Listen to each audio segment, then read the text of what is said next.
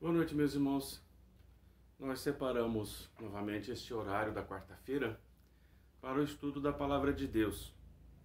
Ainda que à distância, cada um no seu lar, mas dedicamos um tempo para ler e meditar na Palavra de Cristo, para que possamos crescer espiritualmente e possamos nos manter em comunhão com Ele.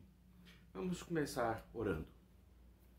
Nosso Deus, damos graças por este dia, pela oportunidade, a possibilidade de pararmos para lermos Tua Palavra e por ela sermos abençoados, edificados. Mas para isso, Senhor, precisamos da Tua presença, da ação do Teu Espírito Santo e do preparo que o Senhor pode nos dar espiritualmente para que possamos não ler o Teu livro como uma leitura simples, comum e humana, mas como Palavra de Deus.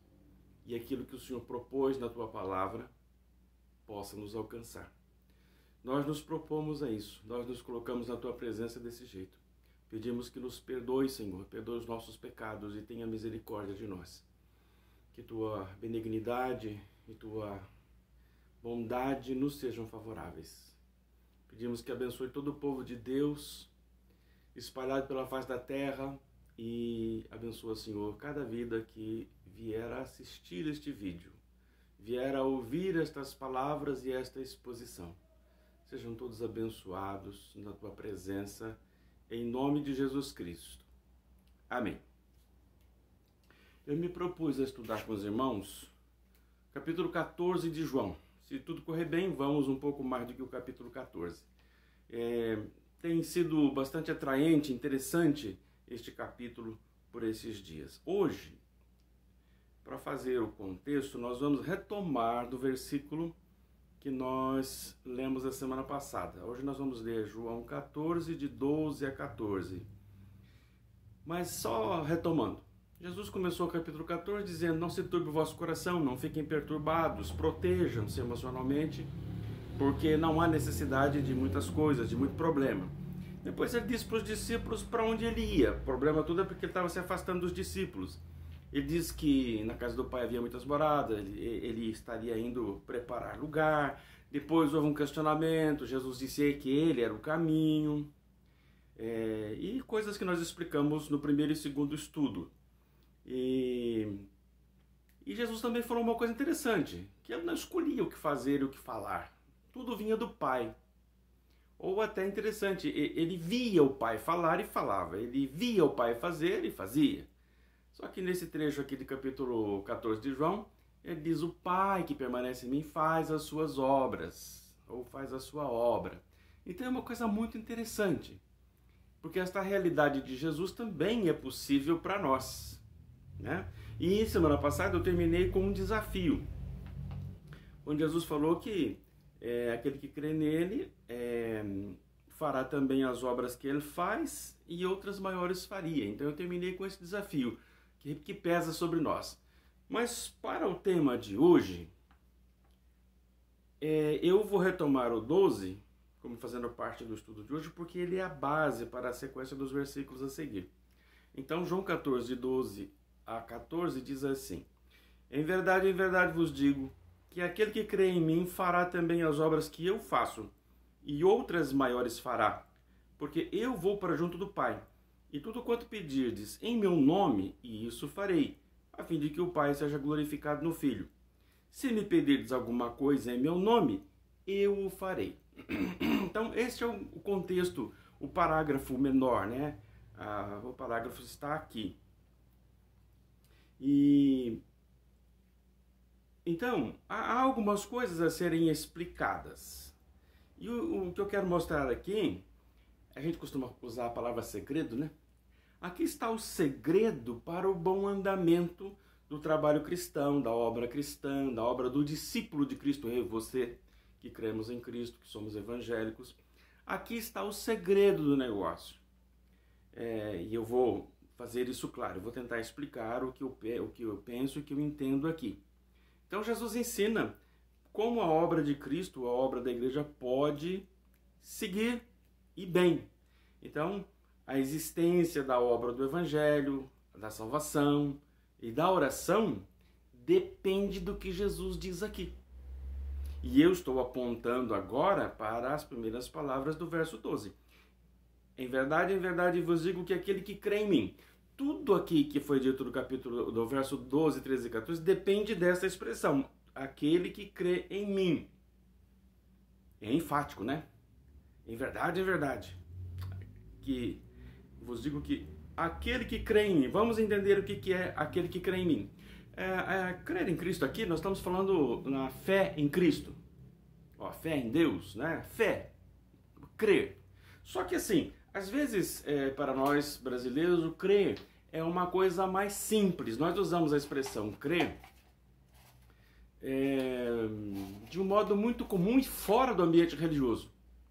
Você sai na porta de casa, olha, tá claro e fala, você acredita que é dia? Sim, é dia. Tá escuro, você acredita que é noite? Sim.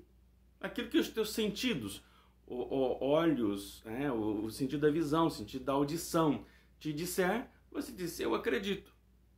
Então, esse acreditar é conferir com os sentimentos e dizer, é verdade. É isso, assentir. Concordar que seja verdade aquilo que os teus sentidos te dizem, aquilo que os teus sentidos te comunicam. Mas fé não é isso. Fé também não é uma vez que você vê uma coisa, você constata uma coisa, então você diz, é verdade.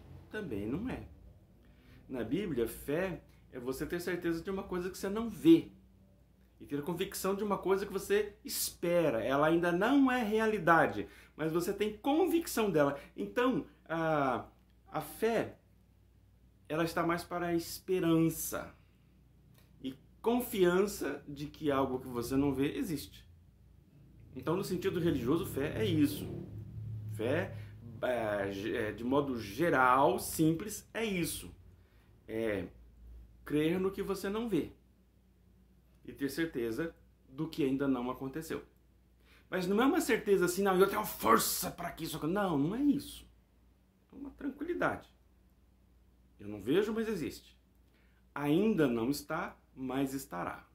E não é uma confiança e uma certeza ou uma convicção baseada em você, baseada em mim. Não, não é. Eu creio que por causa de Deus isto é verdadeiro.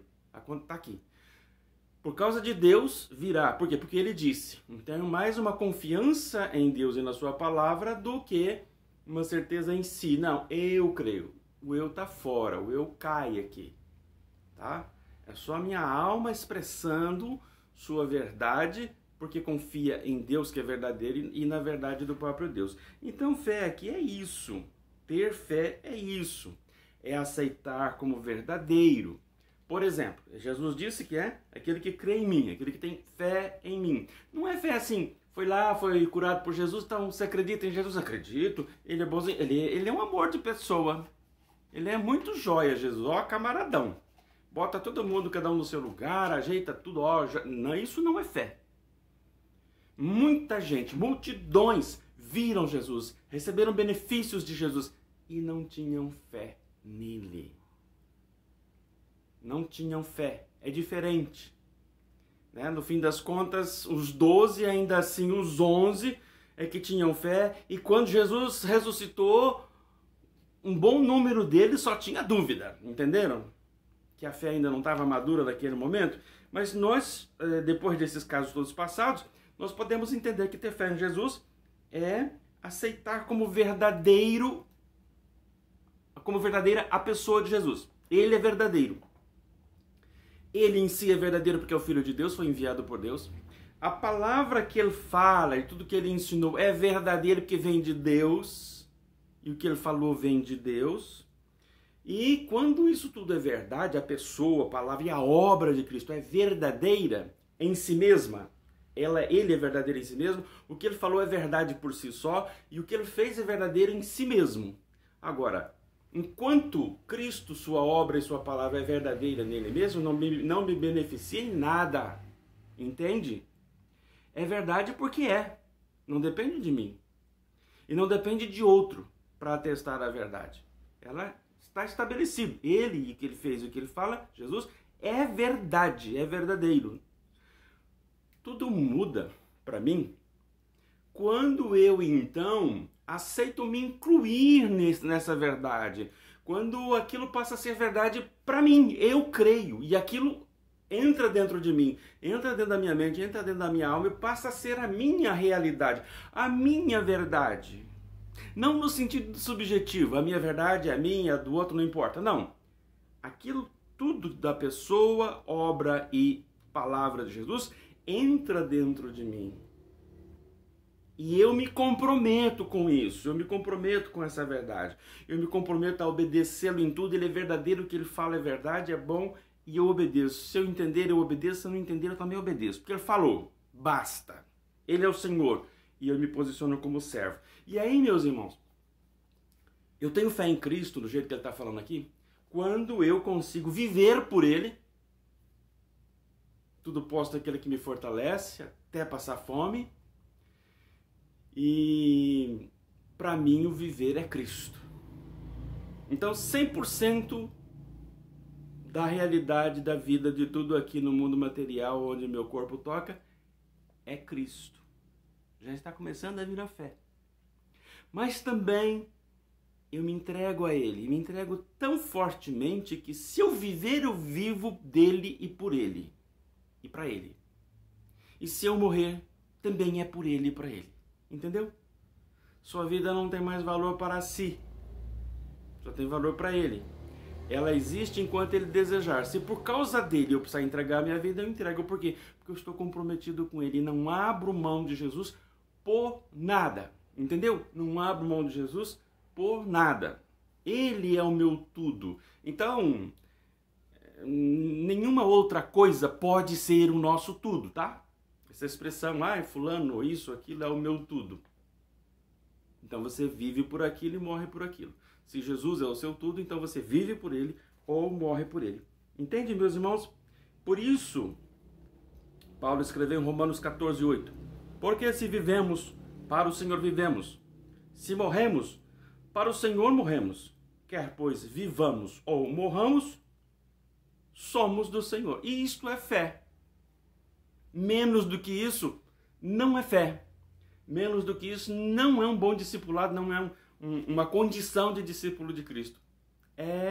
Estamos começando a formar na prática e na verdade o que significa aquele que crê em mim. Os discípulos, as multidões, todos eles sabiam que Jesus existia? Existia. Todos viam. Os que não viam, ouviam falar sobre ele, e era verdade o que ouviam falar sobre ele. Mas isso não era fé. Receber o benefício de Jesus, ser curado por Jesus, ter um espírito imundo retirado de si, também não levava necessariamente a crer, só levava a compreender que ele era um homem de poder e ele era um homem de Deus. Agora, comprometer-se com ele e passar a viver nele, por ele e morrer por ele, isso já era fé. Isto sim era fé. Entenderam? Vejam, viver por Cristo, morrer por Cristo, não é viver por Cristo sossegado, alegre, com dinheiro, saúde, comida, e morrer com 110 anos de idade, né? Morrer de esquecimento, é uma maneira engraçada de dizer, né? Morrer com muita idade, morrer de esquecimento, nem de doenças. Morreu de esquecimento, de tão idoso que era, né? e morreu religioso. Não, meus irmãos, morrer aqui, viver por Cristo, morrer por Cristo, quer pois vivamos, quer pois morramos, é morrer porque é cristão. E o mundo chega, bota o revólver na cabeça e diz, nega teu Cristo, eu te mato. Ele diz, pode matar porque eu não nego o Cristo não. Entende? Isto é morrer por Cristo.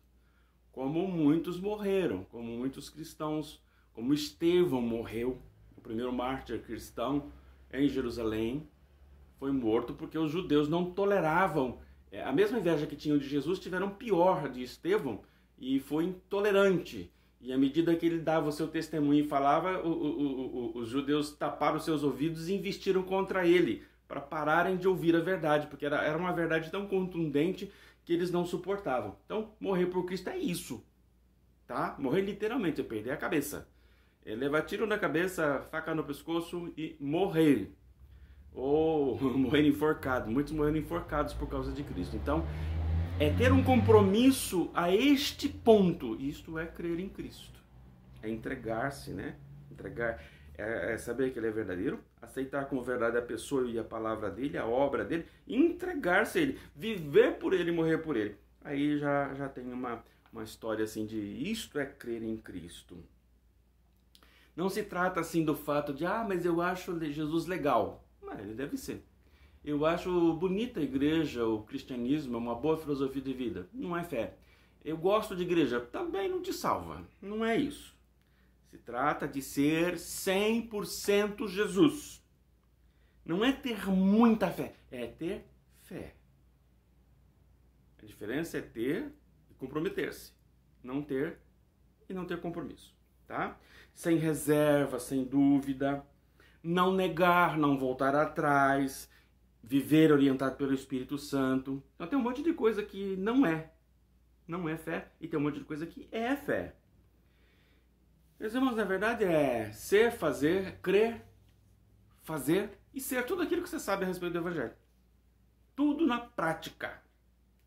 Falar sobre religião, discutir religião, falar, não, mas eu acho que isso está certo. O que você acha que está certo não torna aquilo certo. E como eu disse no começo, aquilo é certo e é verdadeiro por si só. A palavra de Cristo é verdadeira por si só. A sua opinião é só a sua opinião. Falar sobre isso não te torna um crente em Cristo.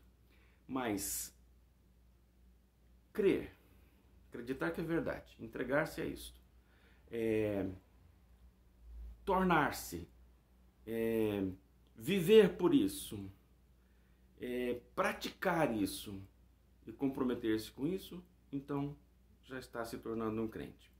Veja, Cristo disse no Marcos 7:21, nem todo que me diz Senhor, Senhor entrará no reino dos céus, mas aquele que faz a vontade do meu Pai que está nos céus. Então, o fazer é um sinal, o fazer é uma evidência de que há um comprometimento com Cristo, sua pessoa e sua palavra. Então, o crente faz.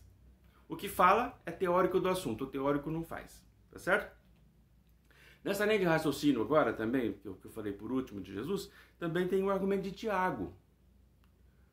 Tiago capítulo 2, no verso 14 ele diz, meus irmãos, qual é o proveito se alguém disser que tem fé, mas não tiver obras?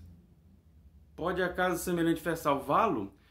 Tiago desafia os que creem, os que dizem que creem, e fala assim, meu filho, se você fala que crê, mas não faz, se a tua fé não é capaz de te levar a algum tipo de ação especial, excepcional, quase até sobrenatural, por causa da tua religiosidade, então tua fé é morta, ela não existe. Verso 17, né, Tiago 2,17. Assim também a fé, se não tiver obras, por si só está morta. Ele reforça o argumento. E o 18, mas alguém dirá, tu tens fé e eu tenho obras. Mostra-me essa tua fé sem as obras, e eu com as obras te mostrarei a minha fé. Então é a discussão entre um cristão teórico e um cristão prático. O cristão prático desafia o teórico e diz, você não tem fé coisa nenhuma. O cristão que só na teoria diz, não, eu tenho sim. O cristão prático olha para ele e fala, me mostra a tua fé. Não existe. O cristão prático que faz, que é comprometido, diz, olha as coisas que eu faço por causa da minha fé. Olha como eu obedeço a palavra. Meus irmãos, essa discussão, ela é hipotética e ela é de uma pobreza miserável se ela acontecesse. Mas ela é real. O cristão que pratica é cristão de fato. O cristão que não pratica, resta grandes dúvidas a respeito da sua fé. Porque o Tiago diz, é morta. Tá? Então, se tudo começar e se mantiver, né, se mantiver com fé, então a obra proposta por Cristo terá prosseguimento. Então, estou indo para frente agora. Estou lendo a segunda metade do verso 12, que diz assim, vou ler o 12 desde o começo. Até agora eu expliquei só até a metade. Lendo o verso 12 inteiro, em verdade vos digo que aquele que crê em mim fará também as obras que eu faço e outras maiores fará, porque eu vou para junto do Pai. Então, meus irmãos, entenda que fazer a obra de Cristo não é morrer por alguém, mas a pregação, ajuda as pessoas, a oração, a comunhão com Deus, a vida religiosa de um verdadeiro cristão, ela só existe quando baseada na fé. E fé é tudo isso que eu insisti, repeti, repisei e busquei argumentos bíblicos para mostrar o que é. Então, quando alguém tem fé, pode acontecer a obra de Cristo, pode acontecer, vir a acontecer na realidade a obra que Cristo disse que os crentes e os discípulos deveriam fazer, tá? Como ele disse,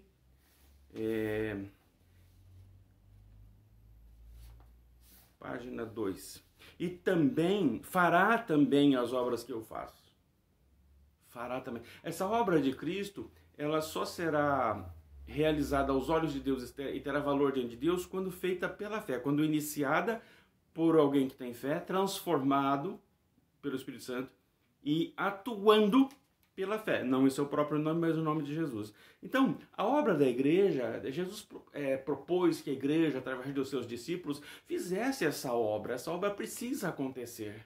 A pregação, a oração, a transformação de vidas, a chamada das vidas, uma cura das almas das pessoas, né, pela palavra de Deus, tem que acontecer. E nós só faremos esta obra se nós começarmos pela fé e nos mantivermos nela. Aí a obra vai acontecer. Aí o discípulo fará a obra do Evangelho, né? Semelhante ao que Cristo fez, que pregou, que levou a palavra de Deus a Jerusalém, levou a Judéia, né? Israel de modo geral, e algumas nações vizinhas. Decápolis não era Israel, a região Ciro-Fenícia, era o Líbano. Então Jesus passou pelo Líbano, né? Pela região onde é o Líbano, curou a filhinha endemoniada de uma senhora. Então Jesus pregou, como nós também podemos e devemos pregar. É isso que eu estou falando, comparando, porque ele falou que faríamos a obra que ele fez. Então, nós só não poderemos morrer por outra pessoa para salvá-la, e nem poderemos morrer por nós mesmos para nos salvar, porque essa obra está reservada somente para Jesus. E que obras maiores do que a de Jesus nós poderíamos fazer? Ele pregou por 3 anos. Nós, a partir da nossa conversão e da atuação, nosso chamamento para a obra do Evangelho, poderemos fazer isso a vida inteira. Então, pela extensão de tempo, a nossa obra acaba sendo maior que a de Jesus. Eu sou pastor há 25 anos, né? Eu tenho 22 a mais que Jesus. Não estou me comparando com a intensidade que Jesus fez. Mas você tem 5 anos de crente, você já tem 2 anos a mais que Jesus. Que Jesus fez a obra dele, pública e pregando, por 3. Entendeu? Então qualquer pessoa que viveu um pouco mais fazendo essa obra, já pode fazer alguma coisa um pouco maior. Tá certo? E aí, vamos para o próximo verso, verso 13. E tudo quanto pedides em meu nome, isso farei a fim de que o Pai seja glorificado. Olha, presta atenção nesse e tudo. Ó, verso 12 e 13, para mostrar que o que está escrito no 13 depende do que está afirmado no 12. Eu vou ler o 12 de novo. Em verdade vos digo que aquele que crê em mim, a base está aqui, fará também as obras que eu faço. Quem crê, fará as obras. E outras maiores fará, porque eu vou para junto do Pai. E tudo quanto pedides em meu nome, isso farei. Então esse E aqui significa que aquele que crê fará a obra que Jesus faz. Aquele que crê também, tudo quanto pedir em nome de Jesus, isso ele fará. Então, meus irmãos, a nossa oração, a resposta à nossa oração, depende da nossa fé.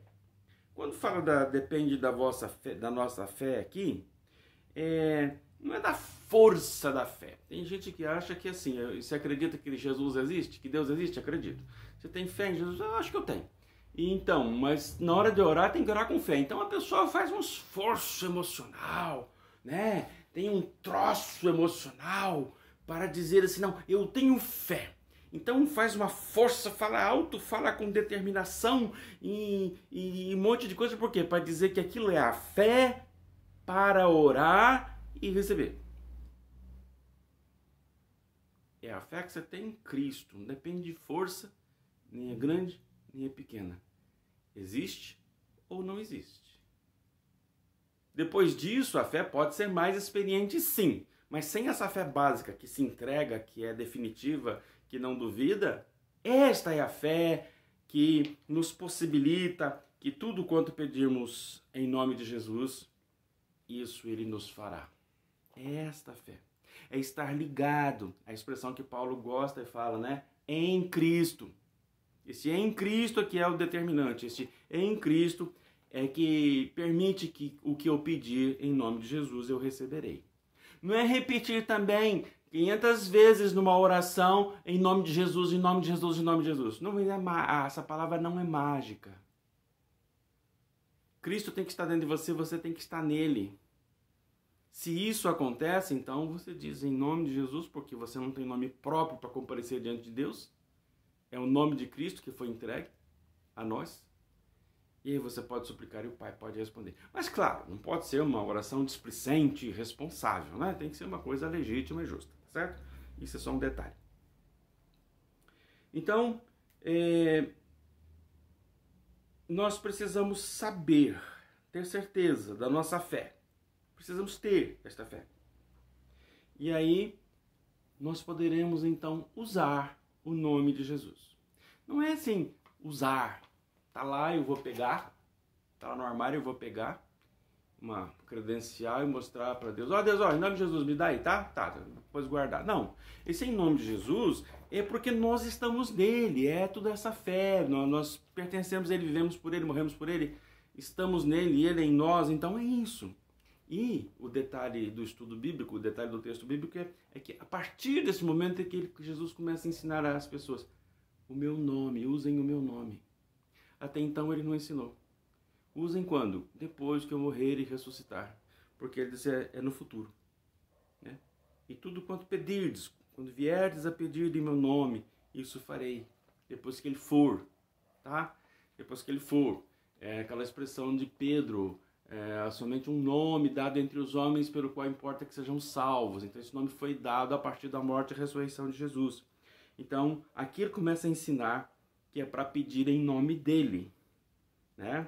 Parece que foi só nessa última semana dele que ele ensinou essa questão que o nome dele seria importante e que ele então receberia um nome exaltado, né? Que em Filipenses 2, pelo que também Deus o exaltou sobremaneira, ele deu o nome que está acima de todo nome.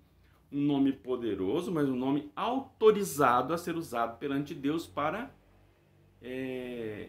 que Deus possa ouvir e responder como oração. Então aqui, a fé para a oração é a fé em Cristo. Não é assim, ó Cristo, legal, você é legal para mim, tá? Mas fica aí, agora eu vou ao Pai e vou apresentar um documentozinho aqui. Não, é o Cristo que está em você, é você que está em Cristo. Nessa comunhão que você pode pedir as suas coisas e Deus possa te responder, tá certo? Quando ele fala do nome dele aqui, é uma antecipação. Né? Ele não morreu e ressuscitou ainda. Ele não explicou que era para depois da ressurreição. Eu estou dizendo que é, e suponho que seja, porque ele falou que em termos futuros, quando poderíamos usar o nome dele. Tá certo?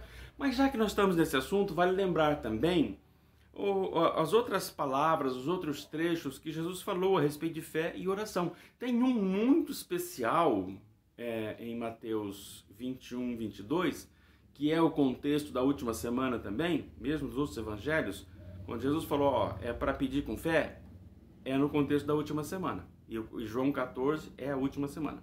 Mateus 21, 22, ele fala assim, e tudo quanto pedirdes em oração, crendo, recebereis. É esse versículo que deixa a gente assim, então na hora que eu vou orar, eu vou ter um troço emocional a título de demonstração de uma grande e intensa fé e vou falar com toda veemência. Mas se não tem a fé em Cristo, não tem a fé.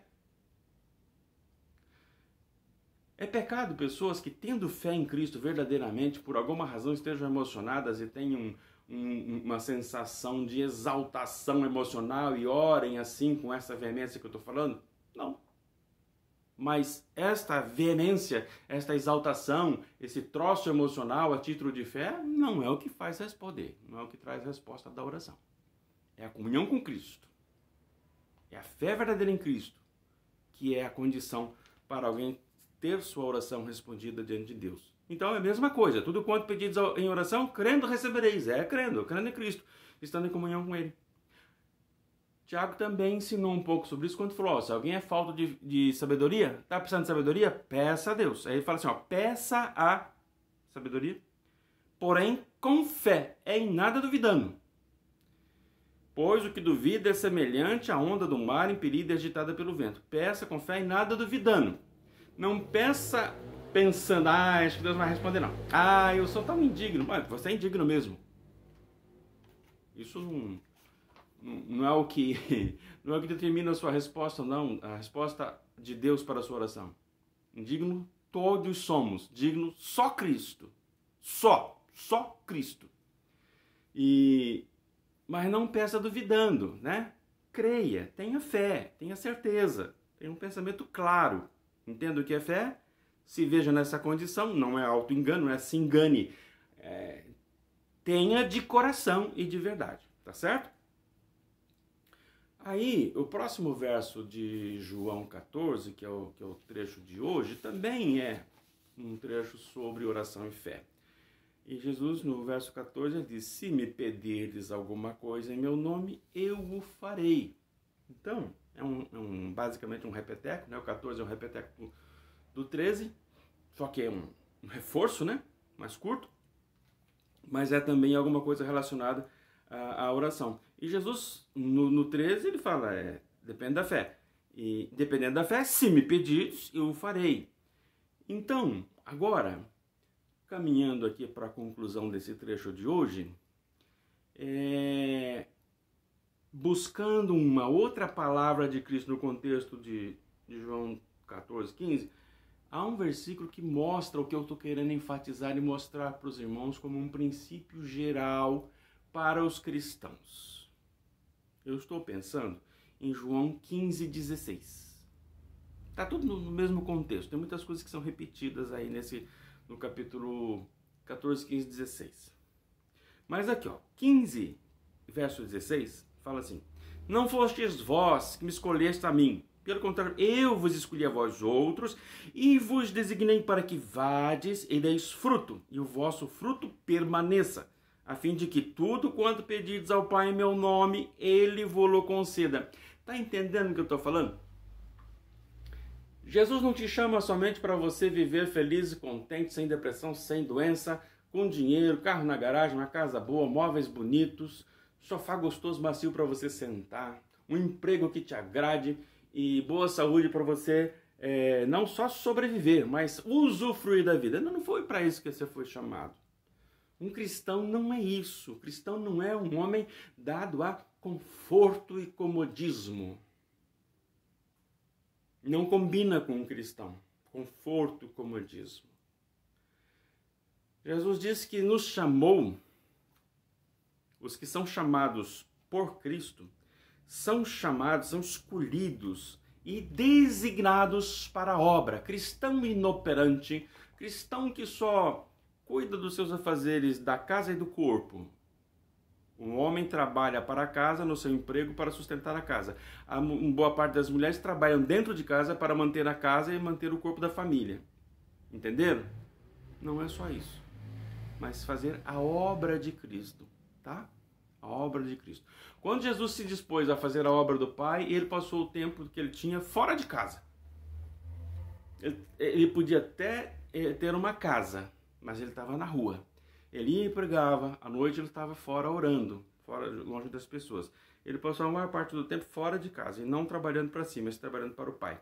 E a nós, quando somos chamados por Cristo, Ele nos chama e nos designa.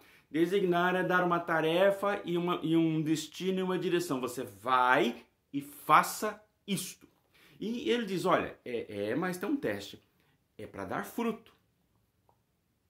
É para ser eficiente, laborioso, trabalhador, empenhado, espiritual, mas eficaz. Tem que dar fruto o que você vai fazer. E o fruto tem que permanecer. Isso é uma questão para a gente debater e explicar um outro dia com mais calma.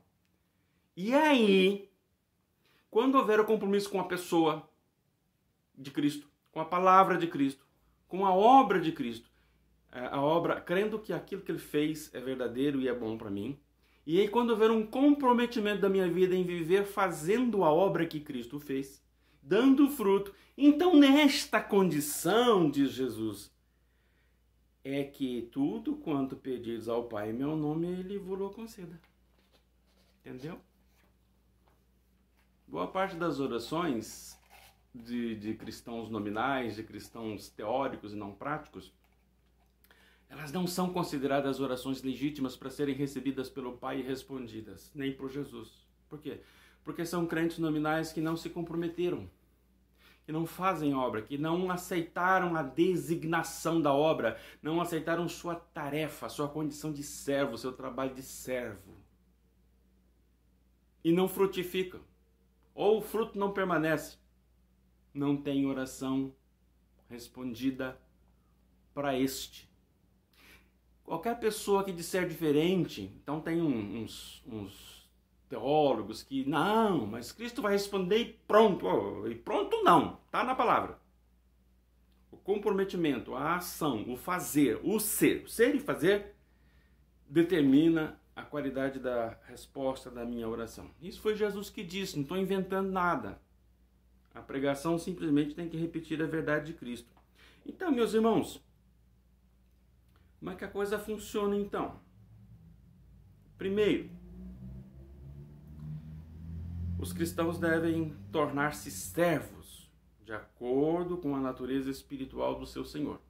Tornar-se pessoas com a natureza espiritual do seu Senhor. Servos com a natureza espiritual do seu Senhor, que é Cristo. Segundo, devem ser submissos e obedientes, ouvir, acatar, praticar, obedecer, obedientes, coração obediente ao Senhor. Terceiro, devem permanecer em Cristo na sua palavra. Jesus repetiu essa palavra aqui, que permanece em mim, que minha palavra permanece em vós. Então, permanecer no Senhor e na palavra dele. Quarto, devem se tornar praticantes da palavra de Cristo, realizadores, o que ele falou, sai fazendo, tanto na questão de ser, no sentido moral, espiritual, humildade, virtude, quanto realizar a obra de Cristo, a obra do Evangelho. Vamos lembrar o que Tiago falou?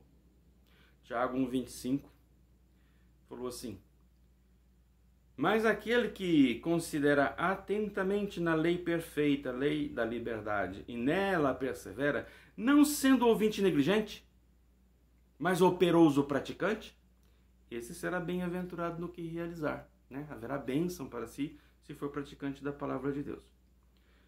João 16, Jesus disse: em verdade vos digo, se pedirdes alguma coisa ao Pai, Ele vos concederá em meu nome. Tá certo? Tem que ser praticante para pedir e receber. Aplicação final. Como é que nós ficamos hoje? Qual que é o nosso pensamento? O que nós precisamos concluir? O que nós precisamos buscar? O que nós precisamos olhar se temos e se não tivermos buscar? Se estivermos irregulares, o que nós precisamos fazer para nos regularizar diante de Cristo? É preciso fazer um questionamento que Paulo e Pedro faziam para os crentes. Ele ensinou, em Efésios 4, verso 20 e 21, naquele contexto ele ensinou, gente, façam assim, façam assado, façam daquele jeito, daquele outro jeito. E depois ele falou, mas não façam ruim assim, errado assim, assim, assim. E ele questiona, mas não foi assim que apreendestes a Cristo? Se é que de fato o tendes ouvido, e nele fostes instruído, segundo é a verdade em Cristo, se é que de fato o tendes ouvido. Então Paulo era muito honesto e ele questionava os crentes, se de fato vocês estão salvos, se de fato vocês são de Cristo, se de fato vocês o receberam, se de fato vocês o ouviram, e se de fato vocês receberam e internalizaram a instrução de Cristo. Não é que ele não acreditava nos crentes, não, ele estava querendo deixar consciente os crentes. Então, meus irmãos, hoje nós precisamos meditar no que significa a nossa fé quando dizemos que cremos em Cristo. Você crê?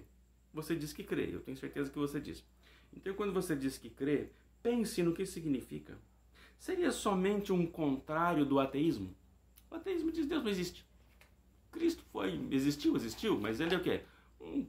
fanático religioso, um homem que gostava de fazer revolução social, só isso. O contrário de ateu, o ateu diz, não existe Deus. Você, por temor, diz, não, Deus existe. Mas Deus existe? Lá, não afeta nada a você. Você não é salvo pelo fato de achar que Deus existe, pelo fato de admitir que Deus existe. Não ser ateu não é ter fé em Cristo. Não é ter fé em Deus. Ter fé em Deus é se comprometer com Ele, do jeito que eu falei. Então você precisa meditar. Se você é uma daquelas pessoas que teoricamente diz que, eu acredito que existe. Tá certo? E como é que você vai se meditar, vai pensar, vai se cobrar, vai se escrutinar, procurar, né, inquirir se você está certo, se bem. Então, você precisa ver se você tem total aceitação, né, da pessoa de Cristo. Total aceitação da palavra dele. Total aceitação da obra. Quando fala obra de Cristo, a obra que ele fez no Calvário. Tá? E se você tem total compromisso com a pessoa em ser igual a ele na terra e com a palavra dele, o que ele mandou você fazer. E se você está parecendo com ele na terra, isso já começa a aparecer com a fé em Cristo. Isso já começa a te dar condição de ser alguém que peça a Deus e será respondido. Isso te dá condição de fazer a obra da pregação do Evangelho, da ajuda às pessoas e aumentar os moradores do céu, né, dentro do propósito da eleição de Deus, fazendo a obra de chamada do Evangelho na terra. Tá certo? É isso que eu gostaria que você meditasse hoje, pensasse no que significa aquele que crê em mim. Para que você seja esse, para que a Igreja de Cristo na terra seja composta destes. Tá certo? Que Deus nos abençoe. Vamos orar. Nosso Deus, nós te damos graças pelo bem, pela vida, pela palavra que podemos meditar e rogamos ao Senhor que em graça e misericórdia abençoe as pessoas que estão ouvindo esta mensagem, aqueles que também não podem ouvir, mas precisam da tua bênção. Nós pedimos pelos enfermos e nós colocamos a vida do pastor Jarbas, nós te damos graças pelo bem da vida dele e rogamos que ele seja guardado e protegido pelo Senhor, bem como sua família. Abençoa, Senhor, os demais enfermos, os que estão frágeis. Nós nos lembramos das crianças que nasceram esses dias, o Luca, o Isaac. Parece que tudo vai bem com eles. Nós te damos graças, porque o Senhor deu esta bênção aos pais, à família, e trouxe bastante alegria com isso. Nós rogamos, protege estas crianças, guarda-as, Pai, com tua mão poderosa. Abençoa, Senhor, os demais que precisam de saúde, os enfermos, os que precisam de graça para a mente, para a alma, precisam de paz, as famílias que precisam de paz. Abençoa cada vida, guarda cada vida e seja misericordioso para conosco. Nós rogamos a tua bênção no decorrer desta semana, a paz para esta noite, em nome de Jesus Cristo. Não termine este momento de devoção sem orar. Todos orem, busquem a Deus. Nós precisamos, como sempre precisamos. Talvez agora, este tempo, esse ano, um pouco mais. Mas orem. Tenham esse momento de oração, em oração, com todos os que estiverem reunidos ou estiverem ouvindo sozinho este vídeo. Ore, ofereça a Deus a sua oração agora, a sua pessoa. Tá bom? Deus abençoe.